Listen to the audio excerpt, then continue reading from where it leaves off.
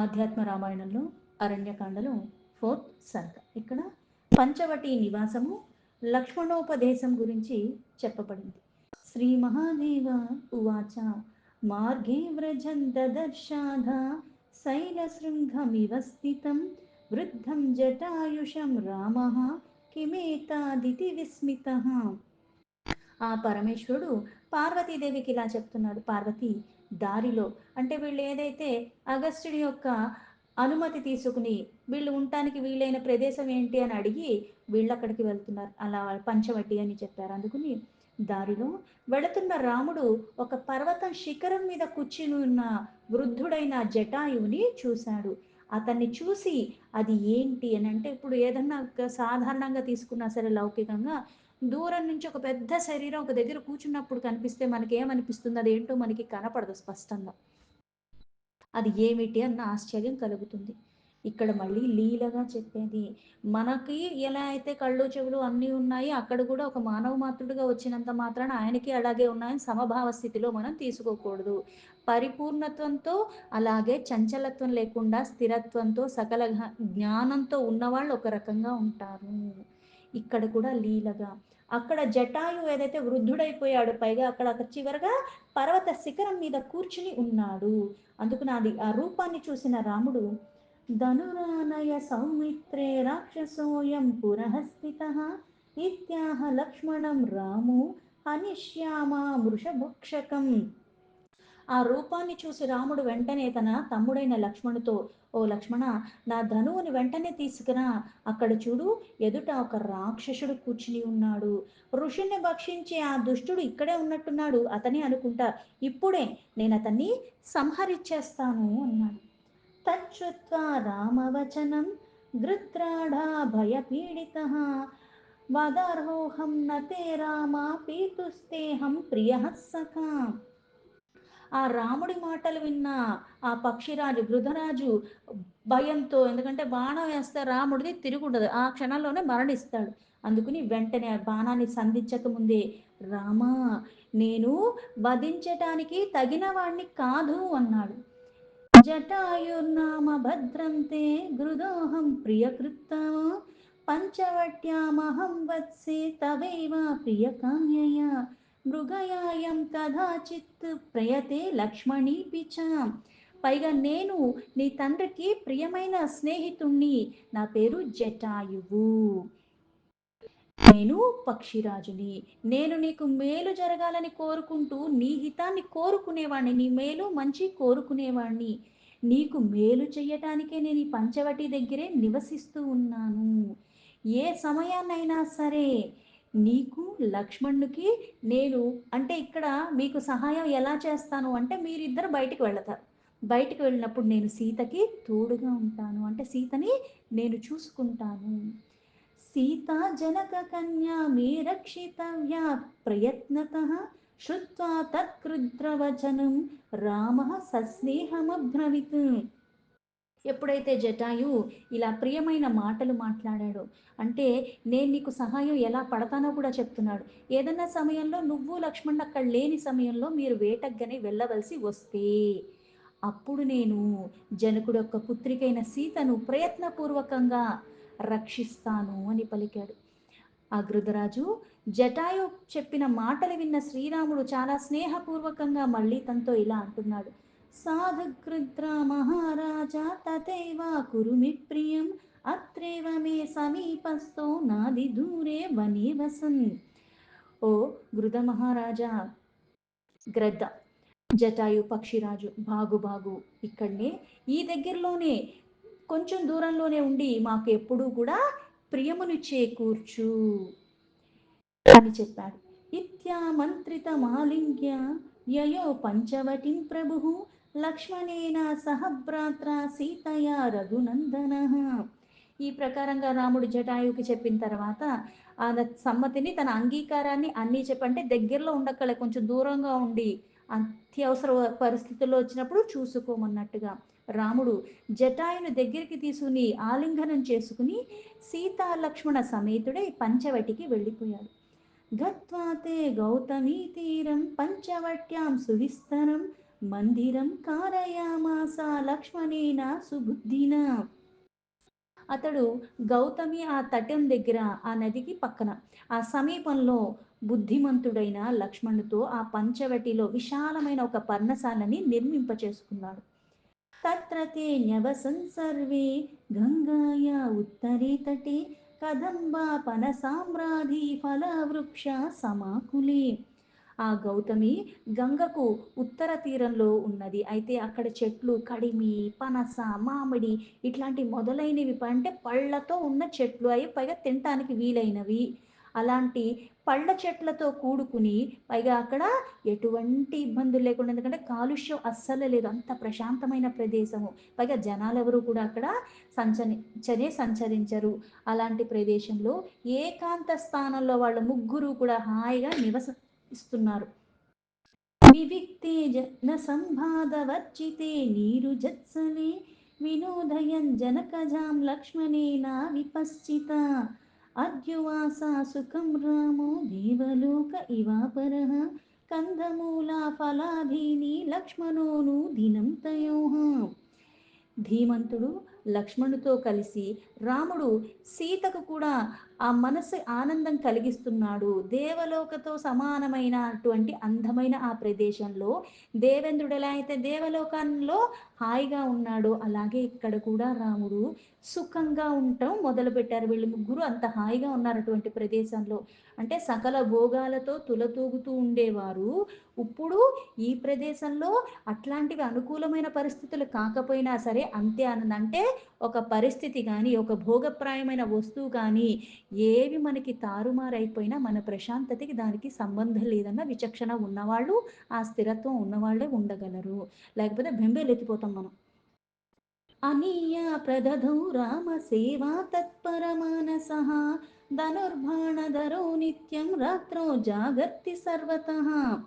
అక్కడ వీళ్ళు ఆనందంగా ఎలా ఉన్నారు అంటే, ఈ లక్ష్మణుడు వాళ్ళిద్దరిని సేవించుకుంటున్నాను. అక్కడేమో పళ్ళు కానీ ఇటువంటివన్నీ చాలా మంచిగా దొరుకుతున్నాయి. కందమూల ఫలాదులన్నీ వాళ్ళకి తెచ్చిస్తున్నాడు. ఆ రామసేవలో తత్పరుపై నిత్యము కూడా అక్కడ ఉంటూనే ఉన్నాడు. పైగా ఎలా ఉంటున్నాడు, ధనుర్భారాలు ధరించి, ఎందుకంటే అక్కడ రాక్షసులు సంచరించే ప్రదేశం. అక్కడున్న ఆ మహర్షులకి వాళ్ళందరికీ మునులకి కూడా వాళ్ళు ఇబ్బంది కలిగిస్తున్నారు, ఎందుకంటే వాళ్ళని భక్షించేస్తూ ఉన్నారు. అందుకని ఎల్లవేళలా ధనుర్బాణాలు ధరించి ఉన్నాడు. రాత్రి పగలు కూడా మేలుకొని వాళ్ళకి కాపలాగా ఉన్నాడు. అన్ని వైపులా తిరుగుతూ రక్షణ భారాన్ని వహించి ఉన్నాడు. స్నానం కుర్వంత్యానుదినం త్రయస్తే గౌతమీ జలే ఉభయోర్మధ్యగా సీతా కురుతే చ గమాఘమౌ. ఈ ముగ్గురు కూడా నిత్యము గౌతమి దగ్గరికి వెళ్ళటం, ఆ నది నీళ్ళల్లో స్నానం చేయటం. ఆ సమయంలో సీతారామ లక్ష్మణులు వాళ్ళ మధ్యలో ఉన్నది, అంటే ముందు ఈయన చూసుకోవటం, వెనక ఆయన చూసుకోవటం, ఆవిడంత భద్రంగా చూసుకున్నారు. అలా ఉండి ఆవిడ్ని తీసుకెళ్ళటం, రావటం కూడా చేస్తున్నారు. అనీయ సలీలం నిత్యం లక్ష్మణ ప్రీతమానసః సేవతే అహరః ప్రీత్యా ఏవమాసన్ సుఖం త్రయః. ఏకదా లక్ష్మణో రామమేకాంతే సముపస్థితం వినయావనతో భూత్వా పప్రచ్చ పరమేశ్వరం. అన్న మీద భక్తితో ఉన్న ఆ లక్ష్మణుడు అన్నకే కాకుండా వదిన గారికి కూడా అలాగే సేవించుకుంటున్నాడు. అందుకని అక్కడ నిత్యము అంటే రోజు ఆ నదీ జలముల్లోంచి తీసుకొచ్చిన నీరితో భక్తితో వాళ్ళ ఇద్దరిని సేవించుకుంటూ ఉన్నాడు. ఈ విధంగా ముగ్గురు కూడా అక్కడ ఆ ప్రదేశంలో చాలా సుఖంగా జీవితాన్ని గడుపుతున్నారు. ఒకనాడు లక్ష్మణుడు ఏకాంతంలో కూర్చి ఉన్న పరమాత్ముడైన శ్రీరాముడితో వినయంతో తలను వంచి ఆయనకి నమస్కరిస్తూ చాలా వినయపూర్వకంగా ఇలా అడిగాడు లక్ష్మణుడు. భగవన్ శ్రోతుమిచ్చామి మోక్షస్వేకాంతికీం గతిం త్వత్తః కమలపత్రాక్ష సంక్షేపాద్ వక్తుమర్హసి. లక్ష్మణుడు రామునిలా అడుగుతున్నాడు, నేను మీ ముఖారవిందం నుంచి ఈ ఏకాంతికమైన నిశ్చితమైన మోక్ష మార్గాన్ని వినాలని కోరుకుంటున్నాను. అందుకే ఓ కమలదళ నేత్ర, దానిని నాకు తెలియచెప్పరా అని అడిగాడు. జ్ఞానం విజ్ఞాన సహితం భక్తి వైరాగ్యం బృంహితం అచక్ష్వామే రఘుశ్రేష్ఠ వక్త నాన్యోస్తి భూతలి. ఓ రఘునందన, నీవు నాకు భక్తి వైరాగ్యాలతో కూడుకున్న విజ్ఞానయుక్తమైన జ్ఞానాన్ని ఉపదేశించు. జ్ఞానం చాలా రకాలుగా ఉంటుంది. అందుకే మనకి లలిత సహస్రనామంలో చూసినా సరే యుక్త అయుక్త, విద్య అవిద్య, చెయ్యతగినది చెయ్యటము ఆ సమయానికి సందర్భానికి, అందుకే సమయానుకూలంగా దేశకాల పరిస్థితులకి అనుగుణంగా అన్నట్టు ఈ ప్రదేశానికి ఈ సమయానికి ఈ సందర్భానికి చేసినట్టుగా నేను అన్ని సందర్భాల్లో చేస్తా అంటే కుదరదు. కొన్ని కొన్ని ఆ సందర్భానికి ఆ సమయానికి తగినట్టుగా మనం ఉండాలి. ఎలా అయితే గుడికి ఒకలాగా వెళ్తావు, బడికి ఒకలాగా వెళ్తావు, అలాగే స్నేహితుల్ని కలవాలంటే ఒక రకంగా వెళ్తావు. అదే నువ్వు గుడిలో చేసే పని బడిలో చెయ్యవు, బడిలో చేసే పని ఇంకో దగ్గర చెయ్యవు. వ్యత్యాసం ఎలా అయితే ఉన్నదో అలాగా. అందుకే వైరాగ్యం వచ్చిందని అనుకుంటాం తాత్కాలికంగా, కానీ భక్తితో కూడుకున్న వైరాగ్యంతో కూడుకున్న విజ్ఞానము. అటువంటి జ్ఞానాన్ని నాకు ఉపదేశించు. ఈ లోకంలో ఈ విషయాన్ని ఉపదేశించేవారు మీకన్నా వేరే వారు ఎవ్వరూ లేరు. అంటే నువ్వైతేనే దీన్ని బాగా చెప్పగలవు. శ్రీరామ ఉవాచ శృణు వక్ష్యామి తే వత్స గుహ్యాత్ గుహ్యతరం పరం యద్విజ్ఞాయ నరో జుజ్ఞాత్ సద్యో వైకల్పికం భ్రమం. శ్రీరాముడు లక్ష్మణ్తో ఇలా చెప్తున్నాడు. నాయనా లక్ష్మణ, విను. నేను నీకు చాలా రహస్యానికే అతి రహస్యమైనది, నిగూఢమైనది, అందుకే గుహ్యాతి గుహ్యము, పరమ రహస్యాన్ని వినిపిస్తున్నాను. దాన్ని తెలుసుకున్న మీదట మానవుడికి త్వరగా ఈ ద్వైధీభావ, ఏవైతే ద్వంద్వాలు దానితో కూడుకున్న ఈ సంసార రూపమైన భ్రమల నుంచి ముక్తిని పొందుతారు. అధౌ మాయాస్వరూపం తే వక్ష్యామి తదనంతరం జ్ఞానస్య సాధనం పశ్చాజ్ఞానం విజ్ఞాన సంయతం. మొదట మాయా స్వరూపమును వివరిస్తాను, తర్వాత జ్ఞాన సాధనాన్ని కూడా నేను చెప్తాను, ఆ తర్వాత విజ్ఞాన సహితంగా జ్ఞానం గురించి కూడా నేను చెప్తాను అన్నారు. జ్ఞేయం చ పరమాత్మానం యజ్ఞాత్వా ముచ్యతే భయాత్ అనాత్మని శరీరాధావాత్మబుద్ధిస్తు యా భవేత్. అంటే ఇవే కాకుండా జ్ఞేయమగు పరమాత్మ స్వరూపాన్ని కూడా, అంటే తెలుసుకోదగిన పరమాత్మ స్వరూపాన్ని కూడా తెలియచేస్తాను. తెలుసుకోదగినది అంటే సర్వానికి మూలమైన వాడు, అంతర్యామిగా అన్నిటా ఎప్పుడూ ఉంటున్నవాడు, సర్వవ్యాపి, సనాతనుడు, ఆదిగా ఉంటున్నవాడు. ఒక జన్మ కాదు కదా, ఎన్ని జన్మలు ఎత్తినా అందులో లేస మాత్రం మనకి నిజంగా అర్థమైతే ఈ భవసాగరాన్ని చాలా సునాయాసంగా దాటేయగలం. అందుకే ఇక్కడ తెలుసుకోదగిందంటే అది అనంతంగా ఉన్నది. ఆ భవసాగరం దాటడానికి నీకు ఇంత జ్ఞానం దొరికితే చాలా, అసలు ఈ జన్మ ధన్యము సార్థకము. అందుకే అటువంటి పరమాత్మ స్వరూపాన్ని కూడా నీకు తెలియచేస్తాను. ఆ పరమాత్మ స్వరూపాన్ని గురించి తెలిసిన మానవుడు సంసార భయబంధనాల నుంచి ముక్తుడవుతాడు. ఈ ముక్తుడవటం ఏంటి అంటే శరీరాదులు అనాత్మ పదార్థం అందుండి ఆత్మబుద్ధియే మాయా అని అంటారు.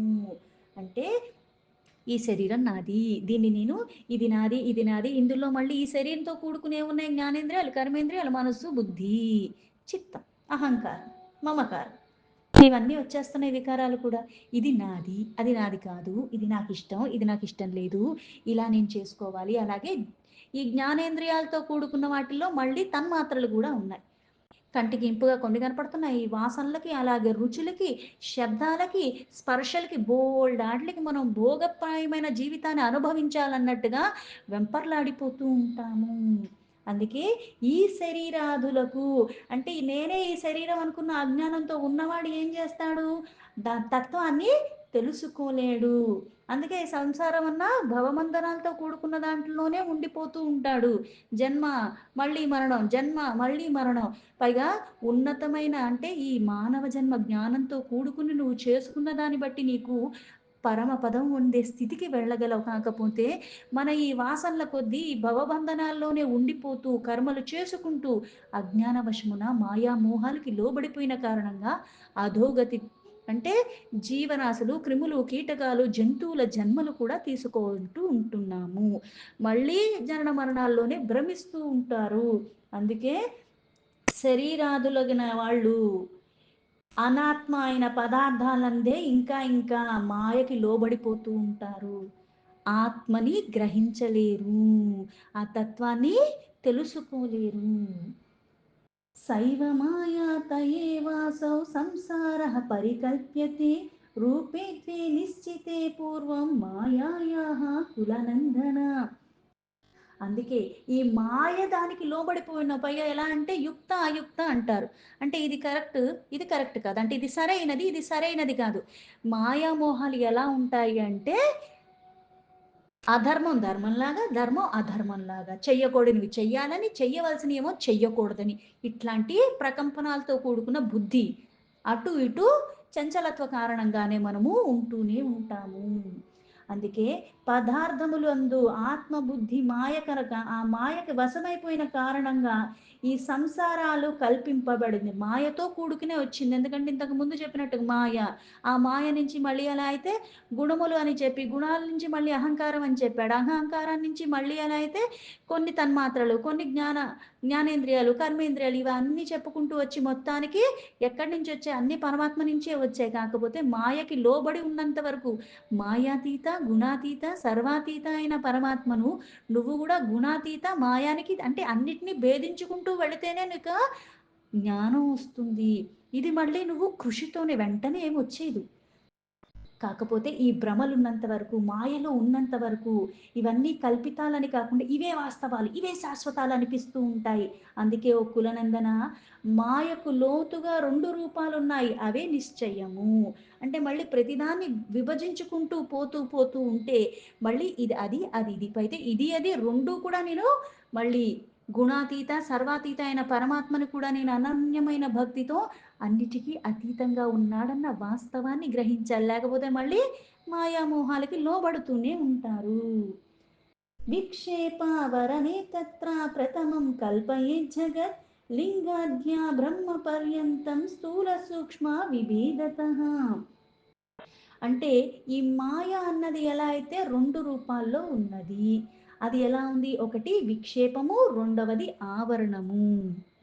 విక్షేపణ అంటే ఏంటి అంటే, ఉన్నది వేరుగా అంటే ఉన్నది ఒకటి వాస్తవం. కాకపోతే దాన్ని నువ్వు వేరేగా భ్రమకి లోబడిన కారణంగా ఎందుకంటే మాయ గురించి చెప్తున్నారు. అలా మనము అంచనా వేసుకుంటాము. అది విక్షేపణ. ఇంకోటి ఆవరణ. అంటే ఇది ఏదైతే అంచనా వేసుకున్నావో అది వాస్తవం అన్న భ్రమలోకి వెళ్ళిపోతున్నావు. అది ఆవరణ. అంటే ఈ విక్షేపణ ఏదైతే అంచనా వేసుకున్నావో అది వాస్తవంగా చూసి ఆ భ్రాంతిలోనే నువ్వు ఉండిపోతూ ఉంటావు. అందుకే మాయకి 2 రకాలు ఉన్నాయి. ఇది 2 రకాలుగా అందుకు వాస్తవంగా చెప్పింది. అయితే ఇక్కడ మళ్ళీ మనకి ఇంతకు ముందు చెప్పినట్టుగా ఈ మాయ అన్నది 2 రకాలుగా అని చెప్పి మొదటిది ఏదైతే విక్షేపము ఉన్నదో అది ఏంటి మళ్ళీ విక్షేప శక్తి. అదే మహత్తత్వము. ఇంతకు ముందు చెప్పినట్టుగా అవ్యక్తంగా ఉన్న ఆ నిర్గుణ రూపం నుంచి మూల ప్రాకృతి, ఆ మూల ప్రకృతియే మాయా.